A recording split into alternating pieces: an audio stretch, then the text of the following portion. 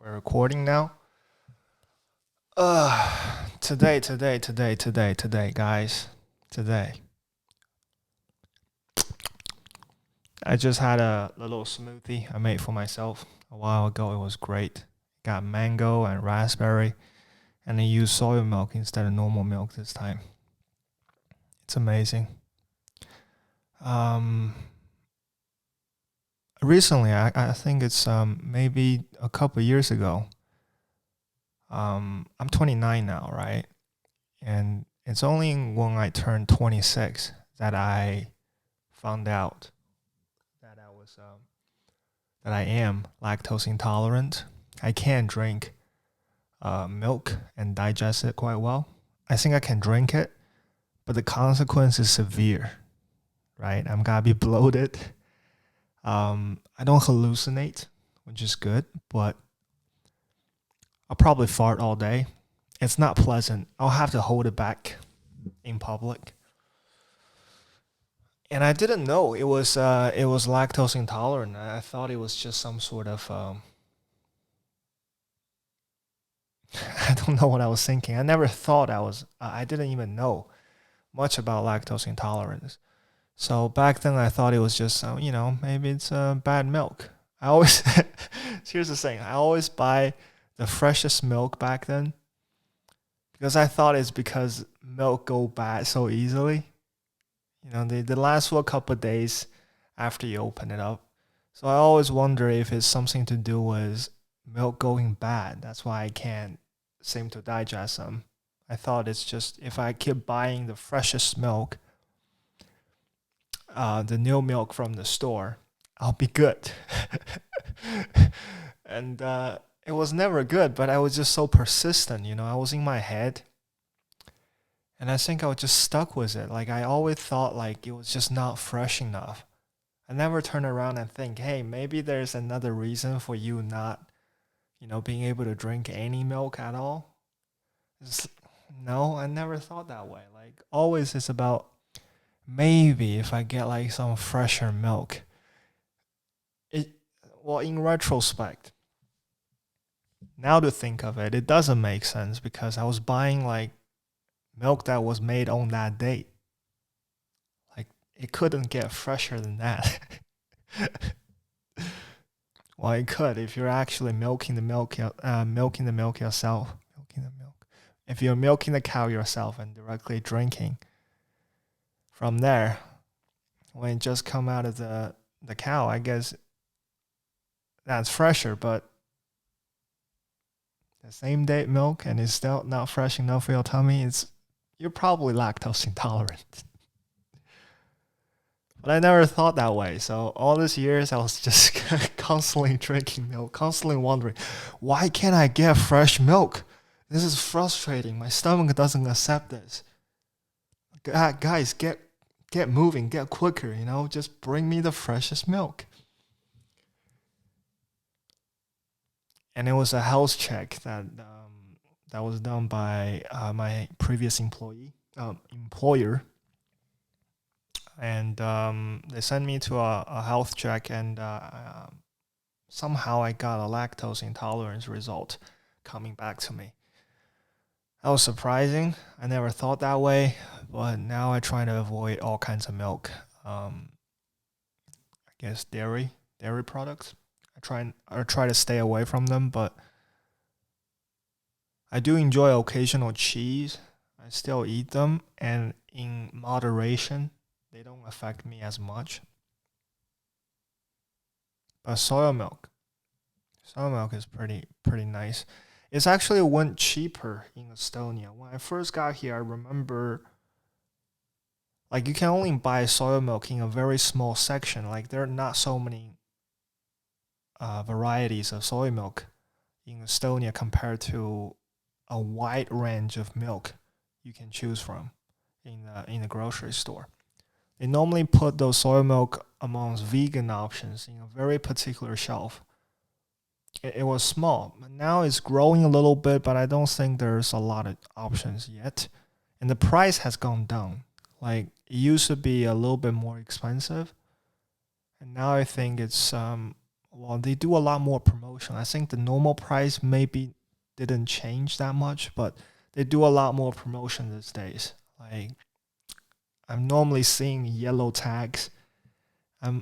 Yellow tag means it's discounted price in Remy at least. So I'm seeing a lot more yellow tags on soy milk, and yeah, I start buying them. I'm paying maybe 1.5 euro for like a carton of soy milk these days, which is still considerably more expensive compared to like actual milk, but it's getting better. It's getting better. I can see the price going even lower if like more people choose to drink soy milk instead of milk. But I don't know.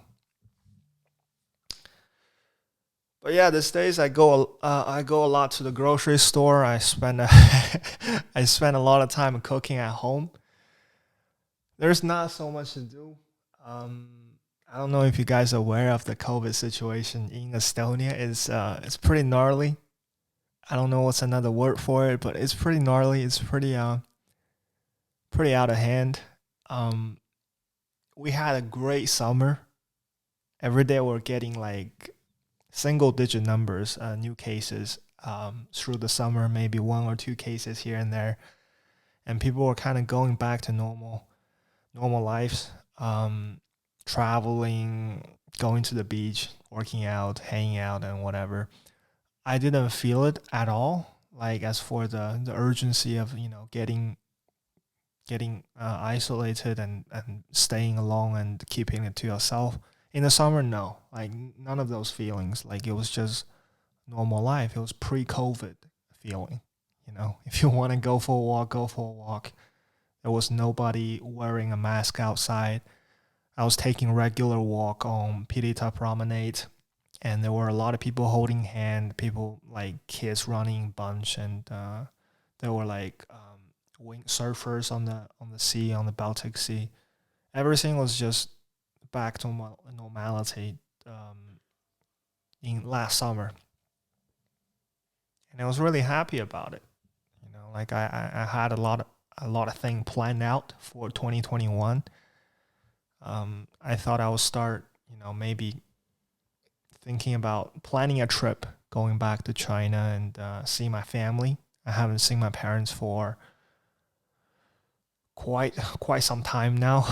I miss them, so I do want to see them again, and I want to see my relative. I want to see my grandma, who's still in bed. She turned 98 this year, which is just incredible. She's 98. She has been bedridden because of a bone fracture on her hip, but for maybe over a decade now. But she's still like alive and kicking. She's doing well. My mom and my youngest uncle is taking care of her. But she's doing well. She's doing well. They didn't send her to a facility or anything. She's still living her old family house and with my uncle, youngest uncle out of the three. And my mom would go there to help them out when she has free time. But yeah, she doesn't show, as far as I collected from my mom. She doesn't show any sign of like um how do I put it, like any sign of like, maybe she's showing signs of aging, but she's physically still very much healthy, right? And I'm really happy for her. Um, when she first got the bone fracture on the hip, everybody thought she wasn't gonna make it because she was already over 80s, and the doctor said that we can't do an open um, incision on her to operate because there might be a potential danger of bleeding, excessive bleeding, and heart. And because she had a heart condition, a lot of complication could come out of a open surgery, so they didn't do it. Instead, they just sent her home, and she was in bed since then. And we were all kind of pessimistic at that time because we have seen, at least my parents have seen people of my grandma's age, like going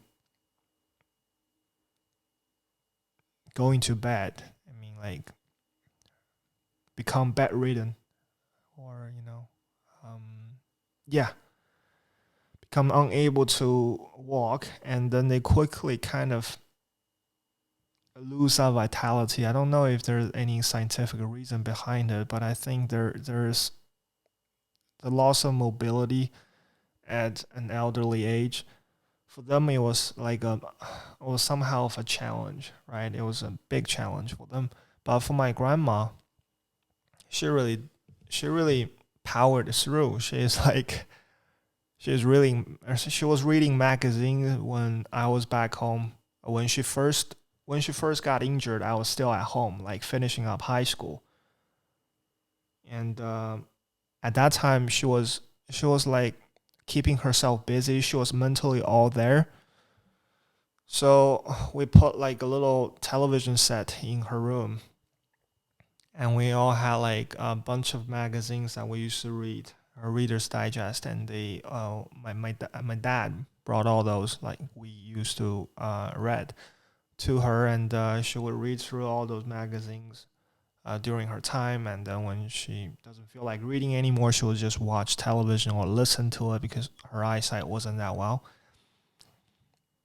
And yeah, that was a time when she was still like when she just got injured, when she just got the bone fracture. Nobody was hopeful. Nobody thought like she was gonna hang around much longer than that. We're all getting ready for like that unexpected moment of her passing away. And she never like really showed much like those inspirational moment of her like thriving for life and just really hanging in there. No, I think that's not her. She's always joking about like, yeah, I'm just gonna pass any moment now. But she never did. She's eating well. She's just recently my mom said that she was asking my mom to give her a manicure. She can't recognize my mom anymore. Like most days, um, she vaguely understand that my mom was somebody that was close to her, but she doesn't remember her anymore. She couldn't remember her name, but when my mom went and visit her, like which happened like maybe just 3 4 times a week, when mom go and visit her, she would just like always look at her. My grandma would just look at my mom and then kind of say something very generic like, "Hey, you're here again. I am I somebody who's close to you?" She would ask, and my mom would be like, "Yeah, yeah, I'm your daughter." Yeah, oh, yeah, 2 more years. I think she's gotta make it to 100 for sure. But since I left China in 2011, I haven't seen her at all. So maybe once or twice on Skype, but I haven't seen her in real life for a while now. I don't think she remembers me. I don't think she really liked me that much, but I do like her. I wanna see her again, and that was a plan. I was thinking about graduating this year, and then during the summer, I would ride a bicycle from Estonia to China through Russia or through Turkey and Kazakhstan and all those Middle Asia country to go back to China. I even found out like the bicycle that I really want to take with me. It's a Brompton. It's a folding bicycle, very small, made in the UK. Beautiful little machineries. I loved it. It's a little bit pricey, but I thought if I would ever get a bicycle, that would be the one. But yeah, I was pretty naive. I was pretty naive, pretty I was pretty how do I put it? Unaware of how things could quickly go down from there. I really didn't expect it. Like they call it the Baltic bubble of COVID. Like we were shielded away from it. Everything else was going down all around us, like in Italy, in Germany, in Sweden. But here, everything was like pretty good. And then I don't know when did it started, but I think when it got colder from November, December, the number just climbed. Like it just went up. Like seriously went up. I didn't even follow the news for quite some time. Whenever somebody asks, "Are you guys okay?" I tell them we're doing great. I was given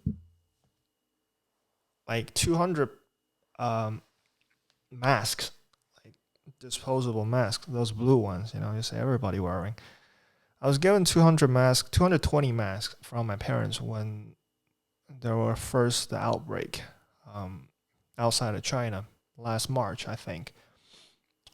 And that time, like we couldn't get any mask, and my parents were just worried since I was here by myself, so they sent me a package with 220 masks. But I didn't think I would need it. I donated 200 of them, and I kept 20. Um, I still have maybe 10 left because I rarely go to indoor places. I would just go to the grocery and I go to the gym once in a while. Well, I actually stopped the gym last year for a long period of time because they closed down the gym. But that's pretty much it. I'll go out just for grocery and working out. So I still have maybe 10, not sure, maybe a couple of masks left. But I never worried about like running low on gear, like mask, toilet paper, food. I thought we were really good. And I really thought this year it would, once the vaccine comes over, we would quickly get everybody vaccinated and things would just look up from there. The cruises would come back, the flight would come back, the business would come back, the tourists would come back. All the Chinese tourists in Old Town, they would all come back. I'm just, now to think of it, I'm just too naive. I start snowing again.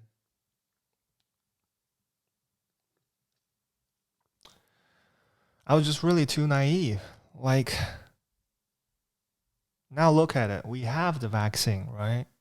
As far as I'm concerned, like, we have secured quite many doses of vaccines from a number of manufacturers, a number of pharmaceutical companies. But the thing was that like they need people to administrate the injection of the vaccine, and there's simply not enough medical staff to do that. They need those staff to take care of the critical patients that are in hospitals, and they need those medical staff to take care of like other non-COVID related stuff.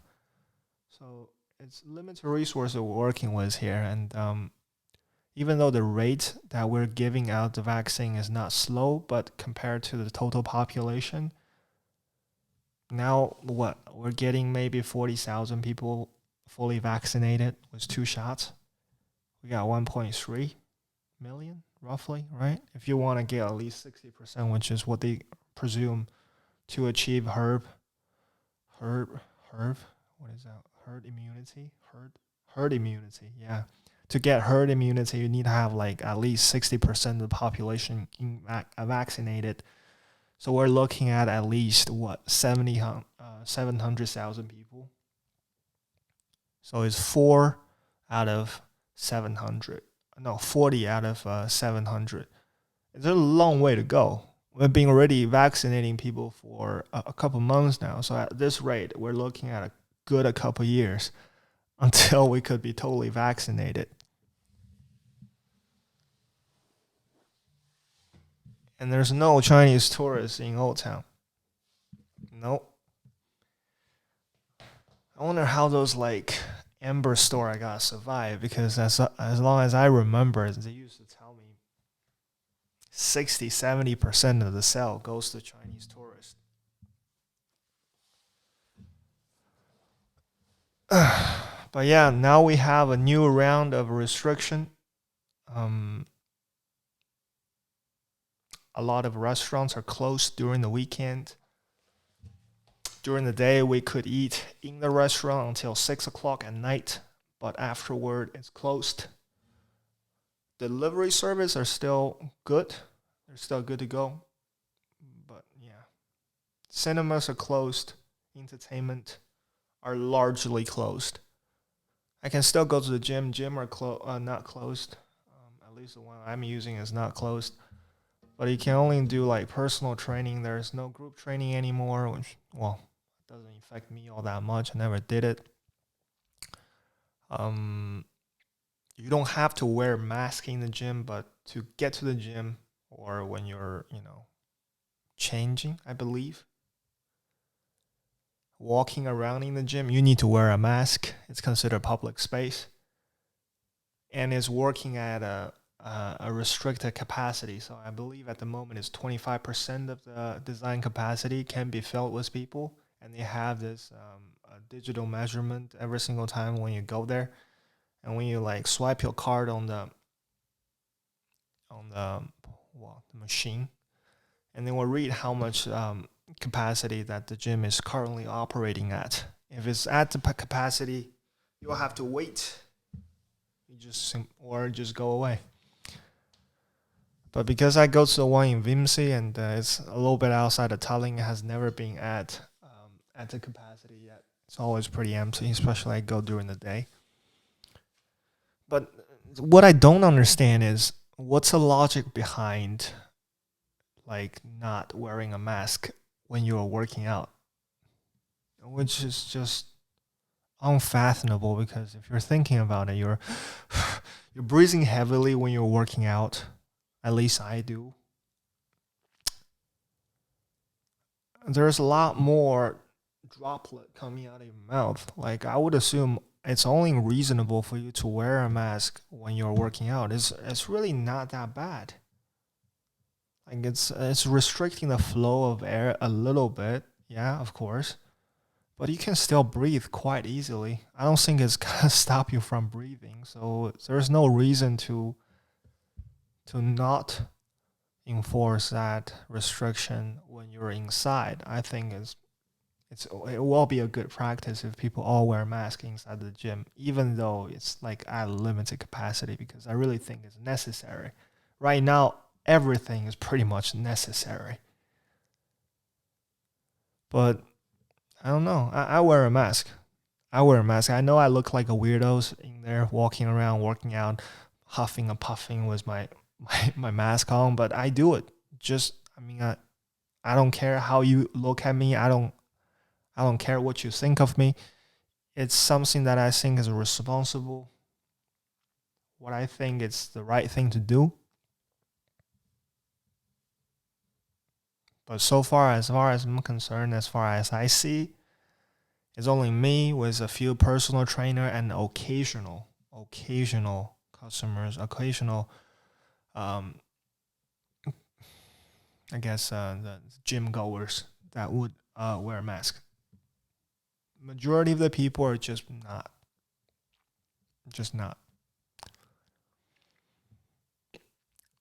Like, I know it's everybody have different opinion on the restriction. I've heard a lot of voices. Some people saying this is an overreaction. Some people say like it's not even that deadly. We shouldn't have any restriction. And also there are people saying, we should just have a stricter lockdown and do it like once and for all, like eradicate the virus and then get this under control. But you know what? Personal opinion, I think it's a little bit too late to have like a full-on lockdown. Everything right now we're doing now we're having maybe more than 1,000 new cases a day. it's really hard to contain it because the base number is already huge, and there's plenty of people that are undiagnosed walking around, and they're giving out spreading the COVID virus, and without people knowing it. So I think it's not the time of caution has passed. The time to say that we can lock this down and just control everybody has been infected and just get this thing quickly under control, then people can go back to normal life. That time, that ship sailed. I think what we can do right now is probably what the government is already doing. Like, do it in moderation and understand, internalize the fact that we're not going to contain this. We're not going to do like what China has did before. We're not gonna do what a lot of other places has done, like Israel or whatever. We cannot shut down the country, right? At least they were not willing to. We cannot shut down the whole economy. At least they were not willing to. So now we're left with more than 1,000 cases a day. That's what we have to deal with. And with this current situation, there's no full on lockdown. What you gotta do? You can't lock the country down. You were not willing to lock the country down when it was like 2 people a day, and now with 1,000 people, it's so much more difficult to do anything now. It just wouldn't work. And I think the government is doing great now. They're kind of going with the flow. If things get a little bit worse, they will be a little bit more strict with their restriction. And when the situation look a little bit better, they will accordingly kind of ease the restriction. Everything's like flowing with it. And this is what I think is what they can do at the moment. Like, I think everybody understand. Back at it, I think everybody understand we're not going to contain this anymore. It's just to do what we can do within our capacity, to do the best we can, to make sure that we're not going to overburden the medical system, because we only have so many ventilators. We only have so many beds. Think about it. I mean, the reason why I'm not going out, see, I don't have any relatives here. My grandma is back home in China. She's fine. My parents are fine. They're not going anywhere. I think right now China have a very low number of new cases on a daily basis, but my parents still don't go out. They still don't go out. They still, if they have to, for example, doing grocery and stuff, they drive their own car, and they still wear a mask, even in the car, I think. They don't have a medical condition that forbid them from wearing a mask, so they wear it all the time, just to make sure that they wouldn't pass this on to anybody if they and they wouldn't get it to begin with. What I'm saying is I'm here by myself. I'm here by myself, and I'm not extremely concerned about myself getting it, but I'm a link in this big system. Right? This big system of people connecting to people. And if I'm not gonna be healthy, I might have a possibility of passing this on to somebody else. Is that a consequence I'm willing to take? Hell no. No. 100% no. I can't live with the fact that my recklessness, my unconscious cough might have led to somebody dying. Like, even if an old person with a lot of health complications, a lot of health issues, that's still not something I'm willing to risk, I guess. I can't risk that. I wouldn't be able to kind of live with that. So I'm taking all the possible measures against exposing myself to the general public. Is it tough? It's freaking tough. I'm doing everything I can to keep myself entertaining the apartment. I'm learning mostly, picking up, like courses I can take online, doing things that I can do in the apartment, doing woodworking, working more hours, giving more classes online, and yeah, no biking home to China this year, and no meeting with my grandma this year either. As far as I can see from this point, gotta be around for quite some time and ride this thing out with my fellow Estonians. So do I think like things are gonna go much worse from here? Man, I don't know. It could, and I wouldn't be surprised. But it's, what I hope is it wouldn't. I hope they're like, I hope the vaccine is gonna help.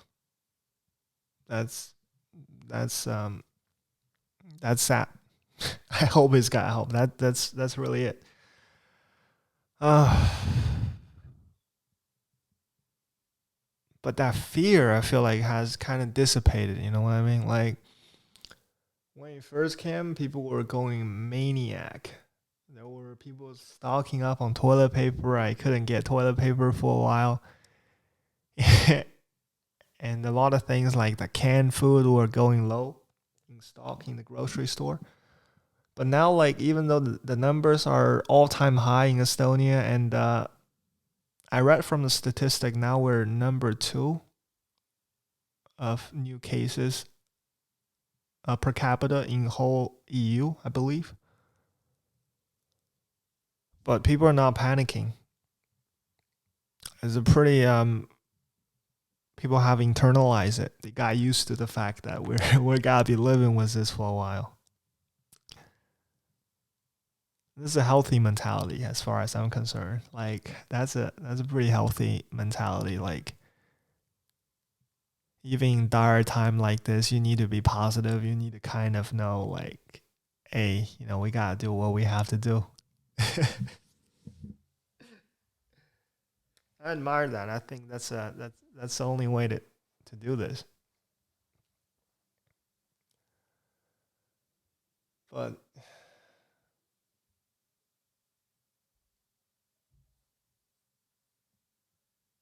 like think about it. Think about this whole thing about COVID is how many times do you think we're gonna have to deal with this in our lifetime? I don't think very, maybe, I hope not gonna be that often.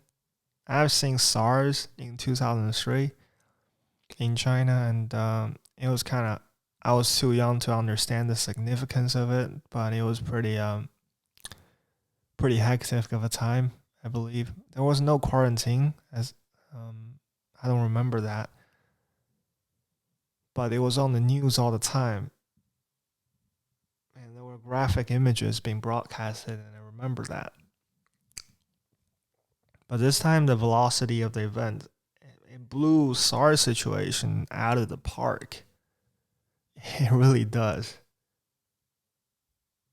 Well, I don't think SARS became like a global pandemic that lasted this long, but this time, like I'm not seeing a closure yet. I'm not seeing like a possible end to this, and a lot of people are claiming like the world will never go back to the time of pre-COVID, and I believe them. I really don't think a lot of things are not gonna be the same anymore. But in what way are they not gonna be the same? I'm not sure. I can't see that. I think people are gonna start traveling again.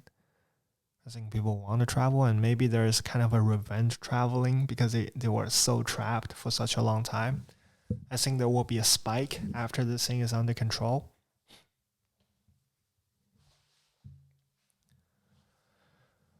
But I don't think things are gonna be the same, even in a lot of ways that maybe we're not gonna see. We can't see the connection yet. It's beyond traveling. I think it's in our psyche now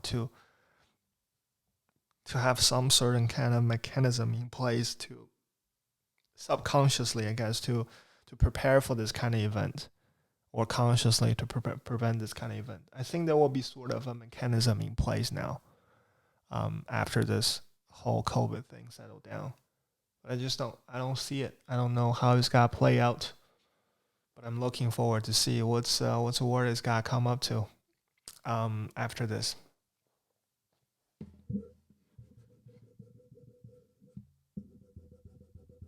How do the locals live these days?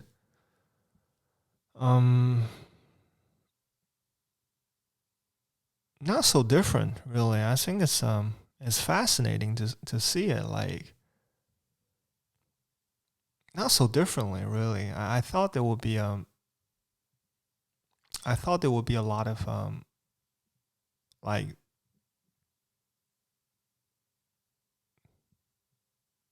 mm, I thought there would be a lot more cautious.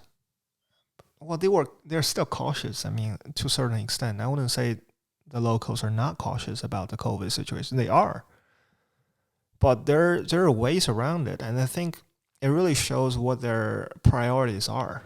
I didn't expect people to take certain things as serious as they do. For example, skiing. They they ski. Even nowadays, I see people like going to this one ski park in Vimsey. It's a very short slope, and they made snow because we didn't have enough snow this year.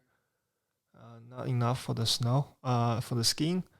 So they made some snow, um, and people were going to that slope, and they were lining up to wait to be lifted to the top of the hill, and come down with their skiing equipment. Like, it was long lines of people waiting there.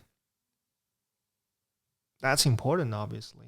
Like, for them to have yourself entertained. And I've seen people posting pictures of them going to, for example, Africa to travel, Tanzania, Maldives, Egypt, countries without like travel restrictions. So they was, I'm not sure if they have travel restriction, but yeah, they go to Africa to get sunlight, to get some vitamin D in their system. Um, what else they do? They travel, they ski. I see a lot of people taking walks these days outside. When I was like, um, a couple years ago, when I started like doing long walks here and there, like, there were less people. Definitely, these days there are a lot more people walking around, like just going for walks to get some fresh air. And yeah, people eat. People eat a lot. They still go to restaurant. Before 6th of March this year, like, they could go to the restaurant until 9 o'clock, and I see a lot of places were full, like to their maximum capacity, as far as the government allows them to do. Like, it was, yeah, and people were enjoy eating. They spend a lot of more time eating, and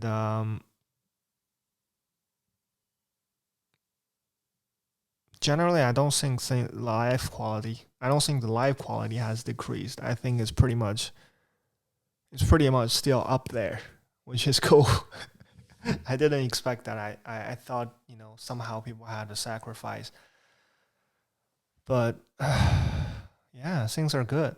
I think it's still, even though the numbers these days are crazy high, I still consider this place to be one of the, mm, at least a very ideal place for me to hide out in this pandemic. I couldn't think of a better place to go through this time, actually.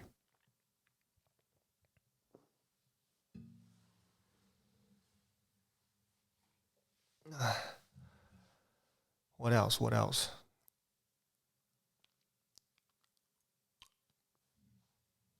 Mm. Dun, dun, dun, dun. How do you guys like the movie playing in the background? It's called The Raging Bull. Raging Bulls. It's called The Raging Bulls. Starring Robert De Niro. I watched it a couple years ago. and a couple years before that as well. But each time I watch this movie, it's a new experience. I love seeing Robert De Niro playing this kind of angry character. I think when he play comedy, it's still very tense. I think he's out of the character, but when he play angry character like the taxi driver, man, he's in the groove. He's in it. I just feel there's some sort of a menace in this guy. It's not the negative kind of menace. It's I know menace is a bad word, but he's a kind of menace that is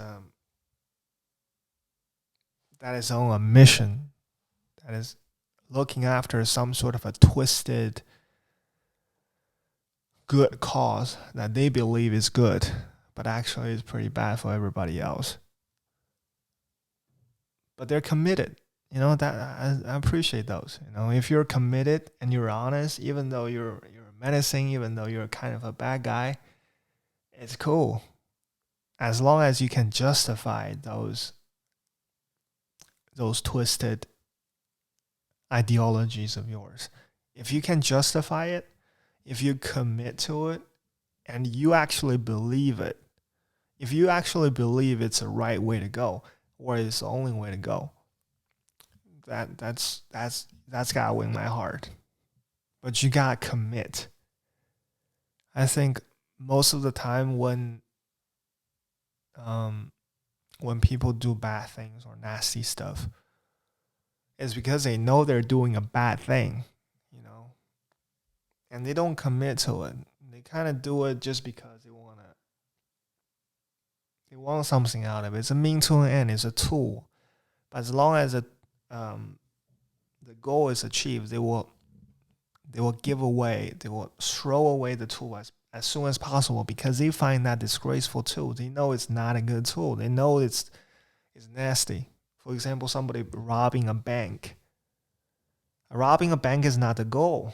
I'm pretty sure they all have this moral compass, knowing that it's not good to rob a bank. But they rob it because they want the money. As long as they got the money, they'll destroy the evidence they have robbed the bank, and they probably wouldn't, if they don't get caught, they probably wouldn't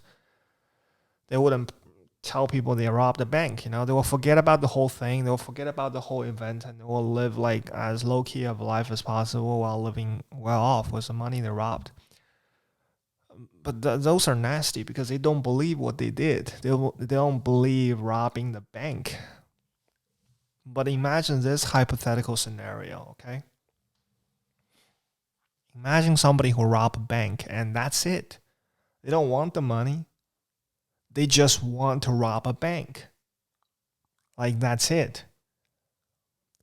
The robbing itself, the process of robbing, is his or her aesthetics.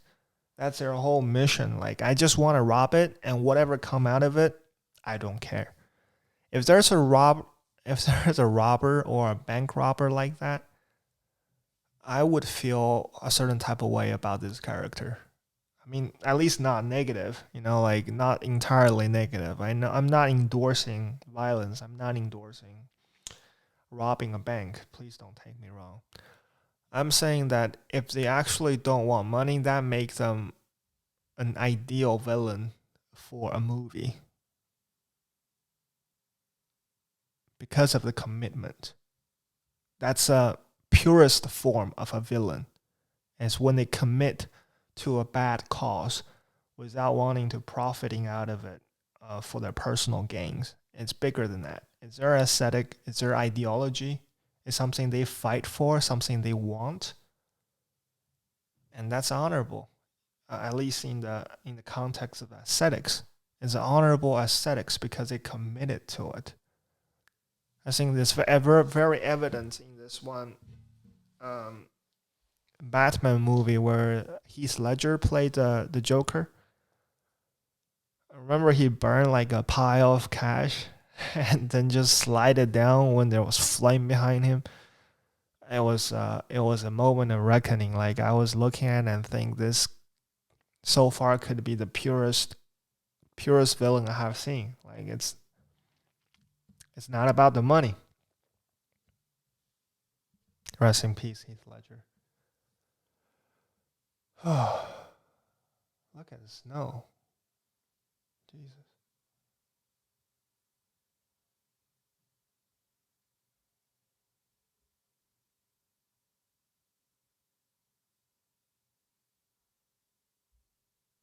Huh. I thought the winter. I thought the winter is over. It was sunny and really bright and without snow for like an entire week, and all the snow and ice is melted away. And I thought it's gotta be good, and now it's pouring snow again. Guess we're getting like a couple more months of winter. God, it's so unpredictable.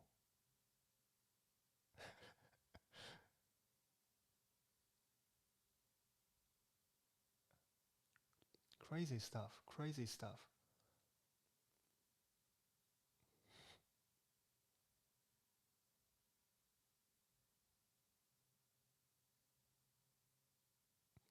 What do you guys do these days?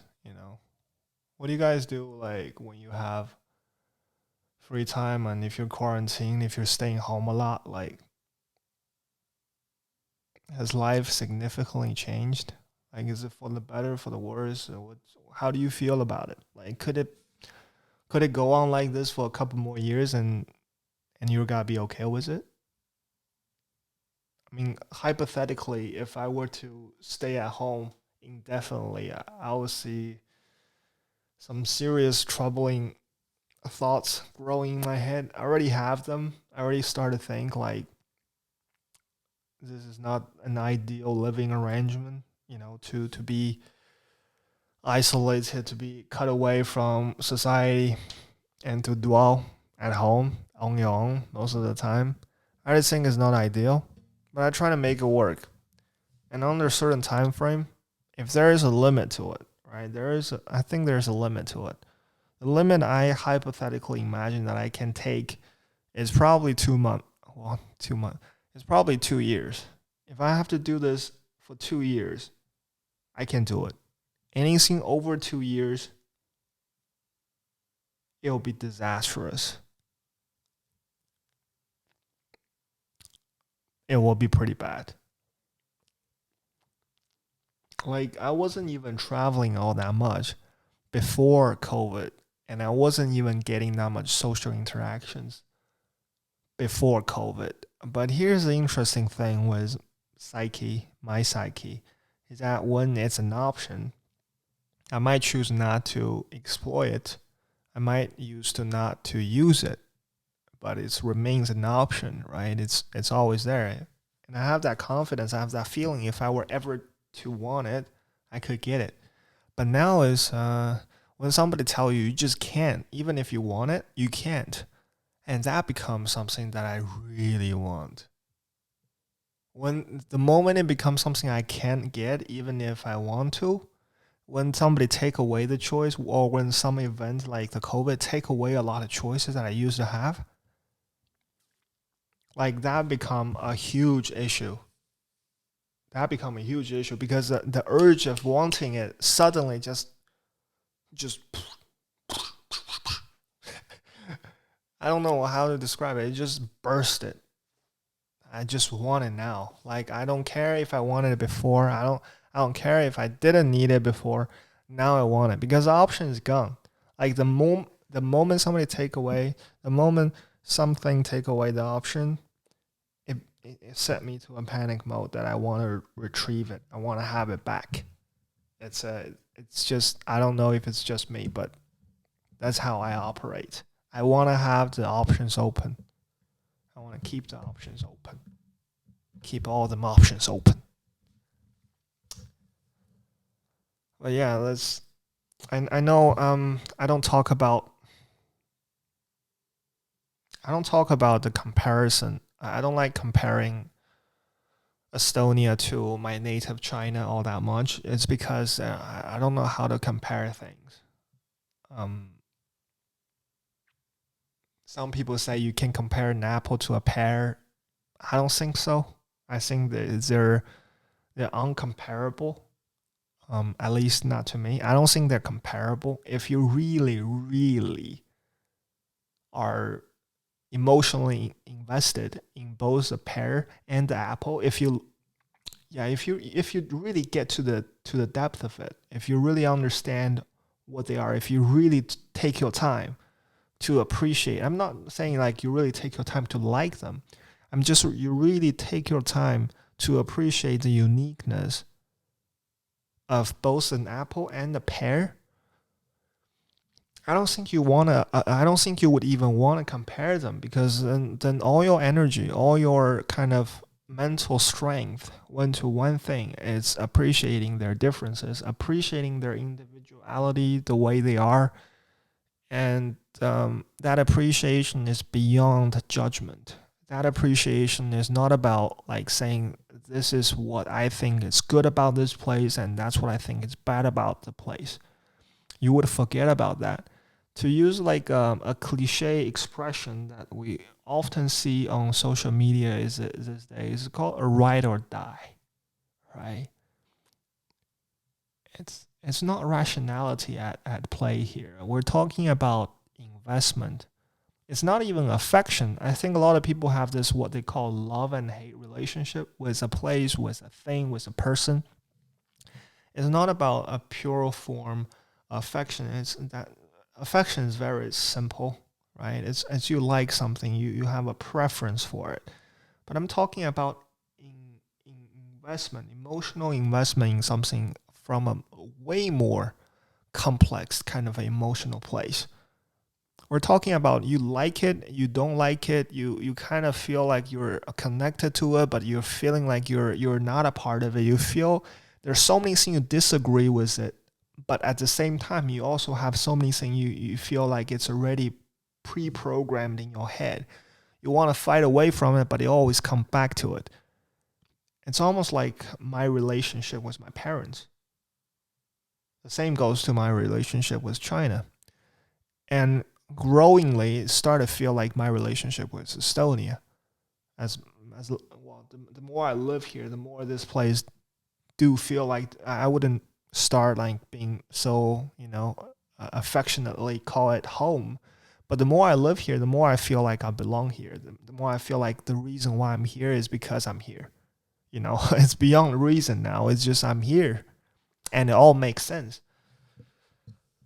Um, what I'm going with this is I don't like comparison because of that. And I know comparison is such an easy thing to do. It's it's it's somehow satisfying to compare, right? People like to hear you compare things because it's more white, black and white. There has to be a winner. Like there, I haven't heard a single comparison that doesn't end with see, comparison is always about making distinction. If there's no distinction, there's nothing to compare to begin with. If it's an apple and apple and they're identical, why would you compare them? The comparison wouldn't make any sense. It's futile.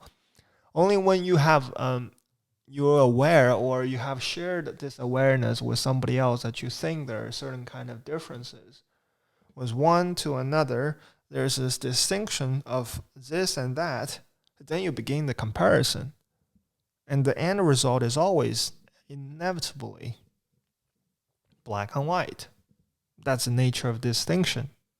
And people get carried away very easily, especially in a comparison kind of a narrative. They want to make a point and they go extreme. And I believe this is a partisan tradition, even we commonly observed in American politics. It's, the Republican, the Democrats, to make a point, even though they might not endorse that point through their, through their actual policy making process, they will still promote those black and white points, those distinctions, those very exaggerated ideologies, partisan ideologies, because they want to make a point. They want to make it clear to the voters, to the potential voters, that they're different from the other party. It's dangerous, man. I mean, remember Trump, how he won the office, how he got to the place of power by suggesting he was going to build a wall. He didn't build a wall. As he didn't. You know what? Even assuming that we give her and give him, well, the American people give him 4 more years, there will be no war. There will not be a war between the United States and Mexico. It just won't be there. But it doesn't stop him from saying that out loud and repeatedly on his campaign. Why? It's to make a point. And that's the danger of it. Like, it's popularism. It's about gaining a voice for the sake of a voice. And I don't like that. I really don't like that. I think that's not only dishonest, that's deceiving to yourself, right? You know that's not true. You know you won't build a wall. And in my case, I know how I feel about Estonia. I know how I feel about China. I know. But to put them in a comparison is dishonest. I couldn't encapsulate my feeling, my wish for either country in a comparison. How is that going to be productive in any possible way? People say, "Oh yeah, when you compare two things, you can spot the difference, and then you could possibly like improve based on that difference." Well, it sounds legit. Let's say let's take one thing. Well, I don't know if I want to go there. Fuck, I try to stay away from politics.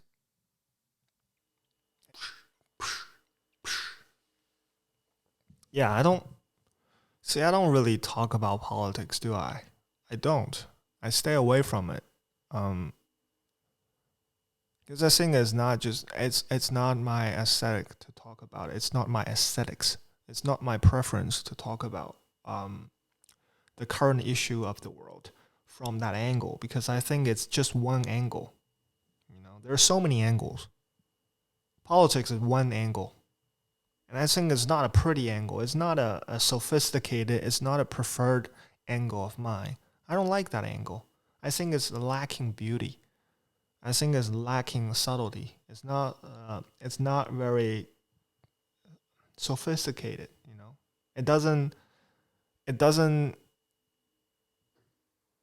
It's too black and white. It's too unambiguous. It's not complex enough. No, they're trying to figure out who to blame and where to assign responsibilities, and I really don't like that. I mean, like, I'm sick of blaming. I'm sick of like just assigning labels. I'm really not into it. I think it's bullshit. Like, there's even one person have so much layers to him or her or me for example. Like, then you're using country or a nation state as a solid entity for your analysis. I just think it's really it's really problematic. I don't like that. I don't like that voice. And for many years, I avoided talking about it. I even don't want to tell people I'm Chinese, because there is instant association that being made, and I hate it. I hate it. I run away from it. I don't want people to associate me, an individual, a unique one, as I want to be, to an ideal of a country. Like, what's that different? How is that different from a horoscope? I'm Aquarius, so that's who I am. You gotta define me as Aquarius. So I'm 29. You gotta define me as 29. And I'm Chinese. You gotta define me as a Chinese. Like, I don't like that. And for longest time, I rejected that. Like, I try to run away from it. When people ask me where I'm from, I bullshit. I tell them all kinds of shit. I don't care. I don't want to tell you where I'm from. You can make up your own mind. I just don't want to say it, because I hate to be like assumed, I guess. But you can't run away from it, to be honest. Like, even until this day, it's like, I mean, I don't bullshit people anymore. I try not to, but you can't run away from it. if there is assumptions, when you tell people something, I just trying to roll with it. Like, if you have your assumption, please do. I'm God. You see, that's more about, it says a lot more about you than it's about other people, I guess, end of the day, what they do to you.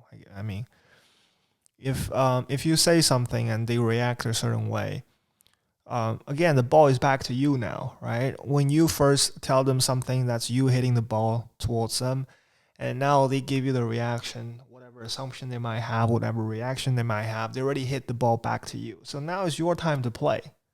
You can't just refuse to play at the very beginning. You can't say that when people ask you a question and you don't hit the ball, because that's no interaction. That's pretty, in my mind, that's not the way to go anymore. I'll play the game. If you want to know more about me and you ask me where I'm from, I'll tell you, like, I'm Chinese, right? And if you have made up your mind and if you have certain assumption, go ahead and have your assumption, because that's your right. And I'm not gonna stop you from having that. But when that assumption or that kind of mental process complete, and you react, and you behaving a certain way towards me, then now it's my time to react now, right? And it's up to me to decide what to do with your reaction. So it's a fair game. That's what I'm trying to say. You don't have to reject. You don't have to refuse to play, because it's a fair game. Everybody got a shot. They don't get more shot than you. Like, let them have their assumption. I'm sure you have your assumptions too. I'm sure I have my assumptions as well. But it's actually more fun to kind of just, to understand you have the power not to disapprove them, not to break down their assumptions, but just to kind of being unbothered by that, like being unbothered by that, just kind of carry on. Yeah, that's a strong suit for a person. I feel I'm still trying to work on that. I don't really know how to get to that. I'm still affected very much by people assumption, but I feel like if you just keep at it, eventually, at one point, you would be unbothered by those assumptions. Like, you wouldn't. I get super protective of things about me. So when somebody assumes certain thing about me, I have a reactionary kind of behavior that I would try to disapprove them. I was trying to make them feel like they have made the wrong assumption. One good example would be if you're like telling me, hey, all Chinese, they eat with chopsticks. The first thing I'll do is I throw away my chopstick. If I were planning to get one, I would just go for the forks or with my hand. I would do everything with my capacity. That's what I used to do, or at least still kind of do. I would try everything in my capacity to disapprove you. Not because I am like that, just because I want to disapprove. I want to show you how fucking dumb it is to assume something. Right? That's like a mission of mine. When you say I can't do something, I'm gonna do it. I might not enjoy doing it. I'm gonna do it. That's it. End of the story. You don't want me to do it? Cool, I'm gonna do it. Just because you don't want me to do it. Right? And that's kind of like, man, I kind of enjoyed it for a while, because you kind of understand you can push yourself to do a lot of things even when you don't want to. But it's not it's not a good practice, because at the end of the day is you become so easily manipulated. If somebody really understand that psyches of yours, they could use that against you. They just use reverse psychology and can kind of manipulate you to do whatever they want you to do. If they don't want you to use chopstick, they would just say, hey, you guys always use chopstick. And they'll be like, drop the chopstick. And that's exactly what they wanted to begin with, right? You're giving power to other people if you're playing along with that game. If you're just kind of like trying all your best using all your energy to disapprove other people, to kind of disagree with somebody, to try and prove somebody wrong, that stereotypes are real, or all that shenanigan. And for me, like, I feel like I fell for that trap. I'm still falling a little bit for that trap, but I'm trying to snap out of it. I think if nowadays you're telling me that all Chinese use chopstick, I'll be, hey, I do feel like using a chopstick. I wouldn't change. I wouldn't stop using the chopstick, or and also I'm not feeling more inclined to use chopstick because of you. Your comment like that shouldn't play a role in my decision of using a chopstick.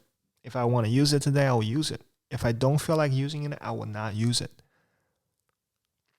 It's hard. It sounds easy, but this is a very simplified example. In real life scenarios, it's way more complicated, and the stake is way higher than the choice of the eating utensil.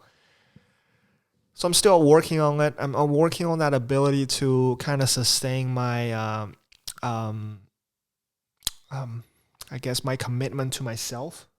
I'm trying to sustain that commitment to what I believe without kind of playing along with what other people assume of me. And I think it's going to take a lot of work, I think. Hey, let's see. Whatever happens, happens.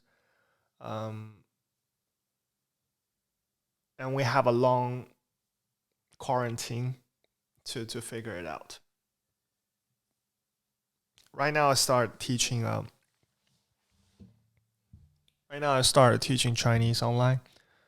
I was teaching English for a while. Like from 2017, I believe, I started teaching English online because my cousin opened like an online school in China, and it was mostly for Japanese language learning. Right, that's her major. She studied Japanese, and she started the school to teach Japanese, and it grew, and she recruited a lot of new Japanese teacher, but at that time, I just thought like I could use my English to teach Chinese kids English, and I did. Like, she put me on her online school, and we had a few students. I had a few students, and from 2017, I have been teaching, well, not only kids but also working adults and university students English, mostly verbal, mostly like conversational English. I don't know grammar all that well. But I would just, basically what I do is I try to let them understand that there is no shaming making mistake. You just start talking right away. I still make plenty of mistakes grammar-wise in speaking English, but I do it because I think people understand me, and I'm okay with that. As long as I feel comfortable using the language, with or without those grammar mistakes, that's, in my opinion, like good enough for me. And I want to make them understand. And I remember growing up, I wasn't that eager to speak Chinese. I wasn't that eager to speak English for the fact that I think I wasn't that eager to speak English because I always felt like I wasn't ready. Like, I felt like my grammar wasn't ready. I haven't thought the sentence through, so I was very hesitant whenever I were to talk about something in English in classroom, particularly. I'll take forever to kind of run everything in my head, structure the sentence, making sure everything was tweaked and tweaked to a perfection before I would say it out loud. But see, like, that's not the way to go. First, it's not efficient. It would take forever, and people wouldn't be, in real life scenario, people wouldn't be that patient to wait for you, to be so slow in structuring a sentence in your head. And that's not really how language work. There should be mishap. There should be transgressions, there should be mistakes, there should be all kinds of things that you don't want to say got accidentally said in subconscious, in the flow of narratives, right? You should kind of like, that come out of my mouth. You should surprise you a little bit with what you say. That's what I'm saying. And that never happened because you're pre-programming everything in your head. So it's in a lot of way, I don't think that's how language should work in an organic delivery. And I think that's the problem a lot of Chinese students are facing these days is they're really eager to make things perfect. They're really eager to make sure they don't make a fool out of yourself. You know what? We're all full end of the day. I am, at least. And I'm okay with it. And I hope that was my philosophy. The fundamental philosophy of my English teaching was to let them know, like, we all make fool of ourselves. It is perfect. It's great. People like fools. That's why we have all this. That's why we have all these politicians. We have all this performance. Well, always like musicians and all the creative people. They're all fools. They all make mistakes. You know, it's a part of life, and it takes forever for that process to kind of make sense to them. And I think most of my lessons is to deliver that ideology, that kind of a concept to them through repetition, through all this like linguistic practice. We just talk most of the classes. We just talk. You know, how was your day? What happened today? And do you like snow? Why do you like snow? Does your mom like snow? It just conversation, and that's was a loading of those seemingly meaningless conversation. Eventually, there's this tipping point when the quantity are so high, the volume of the language practice gets so intense. They're kind of their ability to think everything through diminish because they don't have the mental capacity anymore. They can't. If I'm asking you like all these questions in a row and I'm not leaving you much room to think about, I'm just boom, boom, boom out there. Do you like snow? Does your mom like snow? Why do your mom like snow? Does your father like the fact that your mom likes snow? All these questions are just coming out like tornadoes, and it doesn't leave you much room to think. At first they resist. I'll be like, thinking it through, taking their time. But I'm like, chop, chop, let's do it. Why does your mom doesn't like the fact that your dad likes snow, right? I just keep kind of loading it up. And eventually there's this crack, this breaking point. I call it the moment of manifestation. And when that happens, they just give up. They give up on pre-programming everything in their head. And they would just say stuff. You know, was broken grammar, was no word order. The sequence of the sentence is all fucked up. But they start speaking without thinking. That's how what I believe it's the essence of language, right? It's about like allowing the words to flow. And even though it's not like a native flow, but it's a flow. You have to flow first. It's like a river of meanings in sound, right? You gotta let it flow. So when that happens, when they start to flow, when the words start to come out of their mouths, and I know it doesn't make sense, and I can hear it, and I know they can hear it too, but neither of us care. That's a moment I know I cracked them. That's a moment I know half the job is done. And now the other half is the easier half. Is about letting them know there are certain rules attached to that flow, right? There's certain regulation that need to be put in place to make it sound more reasonable to a native speaker, to other people who also communicate to you in English, to make it more comprehensible to them. There are some regulations, but there are small tweaks here and there. The flow is there, and now we tweak. It's not the other way around. It's not tweaking it and then letting the flow to come out. No, you can't expect the flow. You don't know how the flow is gonna go. So first the flow and then tweaking. And nothing's more satisfying than seeing somebody be able to start speaking after teaching them for 3 or 4 months intensively. We're talking about 3-4 lessons a week. But there's always this kind of a qualitative change after those hours and hours of language practice, of all those conversations. There's always this moment of like, now everything click. It's never like progression. It's never like accumulation. Gradually, they speak more. No, it depends on the person's attribute. Depends on how what the person is and what they have been through and whatever. Depends on the personal circumstance. The break point comes sooner or later and come, but it always come at one point if you persist. If you keep up with the practice, the loading of the conversation, it eventually come. And when that come, we're all so just happy. It's like orgasm. It's just that moment of reckoning, it's that moment of like realization of, uh, of, of, of fulfillment, right? For me and for the student, we all understand like now it's good. Now you know it's time to speak. You can speak. We can have a conversation without you like kind of sitting there frowning your brows and thinking the whole thing through. Now you can talk. Whenever I say something, they will immediately start replying. That's how they speak in Chinese, and now they can do the same in English. I like that. This year, the student number has decreased a little bit because of the COVID. A lot of my students who were learning English were working adults and university students in China. Um, and quite a number of them were learning the language because they want to travel. They want to be able to travel and speak to the locals in English. So that was one of the motivation.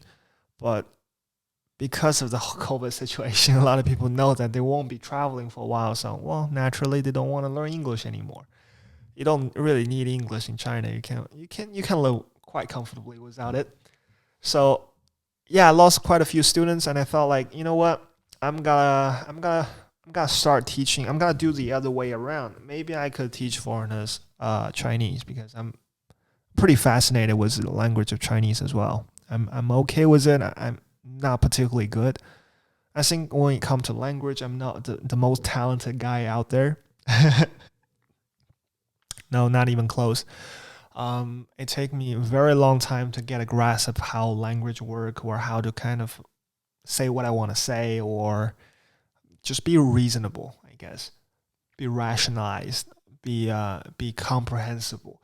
So with all that in mind, like I'm going through some training with a Chinese university on their online course, and hopefully I'm going to be qualified as a Chinese teacher as a second language, teaching Chinese as a second language, I guess. Yeah. Um,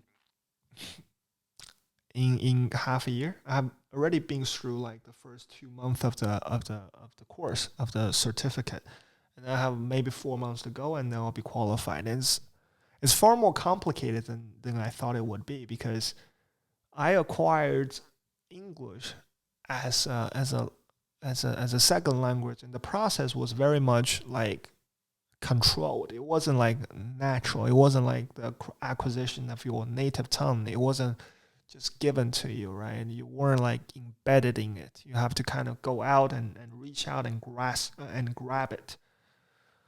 Um, so my Chinese grammar is almost non-existent. I didn't know anything.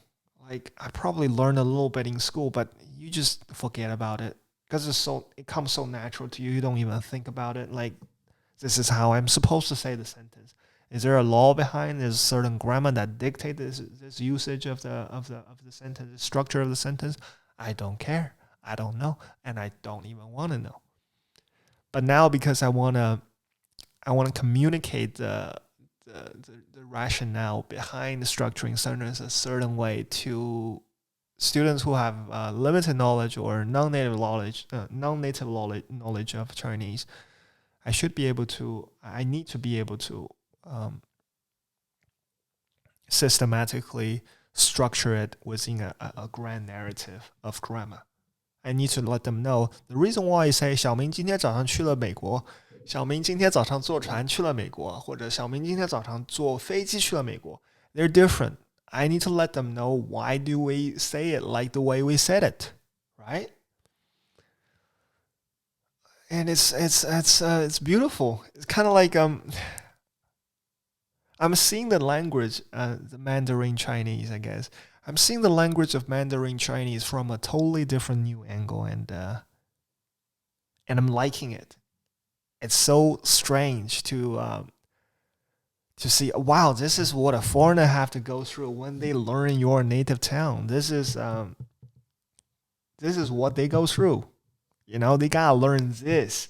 They gotta learn how to say I. Like, isn't that just a natural sound that you make? No, it's not a natural sound. This sound is very much unnatural. To turn your mouth that way and exert energy like that, that's a conscious effort, right? Say I like you in Chinese, 我喜欢你. It's so natural to me. But it's not. It's not natural at all. There's nothing natural about that sentence. There's law behind it. And there's a reason why we put our mouths that way. And the way we let out the air in our mouths like that.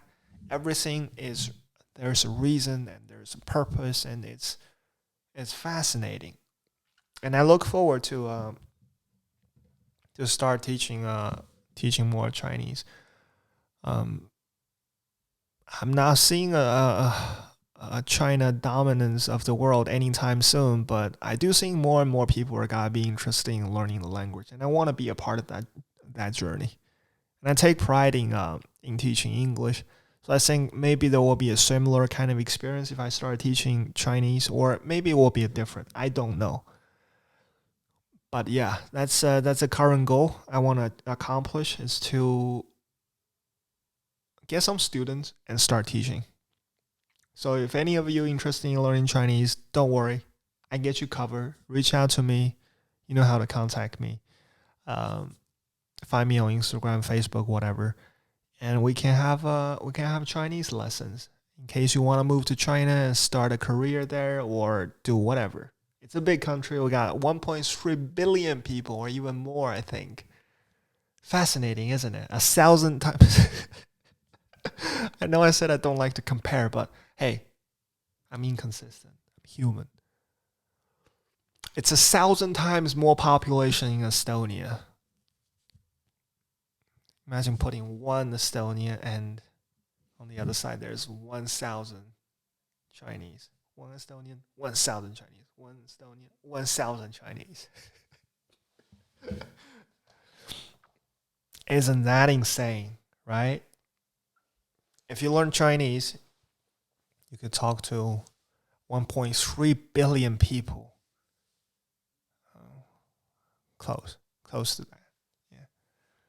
Some people I can't even talk to them, even though we both speak Mandarin. Oh yeah, the podcast has been pretty long today, and I'm going to next episode I figured out how I'm gonna have a guest on. I think what I'm gonna do is I'm gonna get an account on. Excuse me.